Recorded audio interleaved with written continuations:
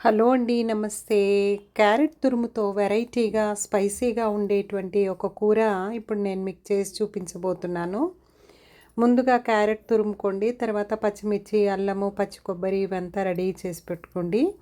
Stove వెలిగించేసి ముక్కుడు పెట్టుకొని సరిపడినంత నూనె వేసేసి పోపు దినుసులు వేయండి. అవి వేగిన తర్వాత ఇంగువ కూడా యాడ్ చేయండి. అది కూడా వేగిన తర్వాత కరివేపాకు వేయండి. కరివేపాకు వేగిన తర్వాత చక్కగా తురిమి పెట్టుకున్నటువంటి క్యారెట్ వేయండి.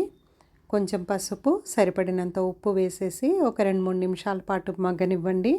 ఈలోపు పచ్చిమిర్చి, పచ్చి కొబ్బరి, అల్లం ముక్కలు గ్రైండ్ చేసుకోండి. సో తురిమి పెట్టుకున్నాం కాబట్టి చాలా తొందరగా ఇది కూర మగ్గిపోతుందండి.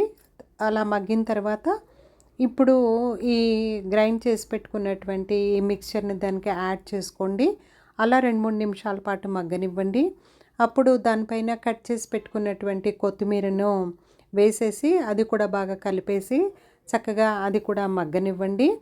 ఆ విధంగా మగ్గిన తర్వాత ఇప్పుడు మీకు చక్కగా కూర అనేటువంటిది స్పైసీగా ఉండేటువంటి చపాతీల్లోకి వాటిల్లోకి నంచుకోవడానికి వీలుగా ఉండేటువంటి తర్వాత కలుపుకోవడానికి వీలుగా ఉండేటువంటి క్యారెట్ కూర రెడీ అవుతుందండి. Thank you.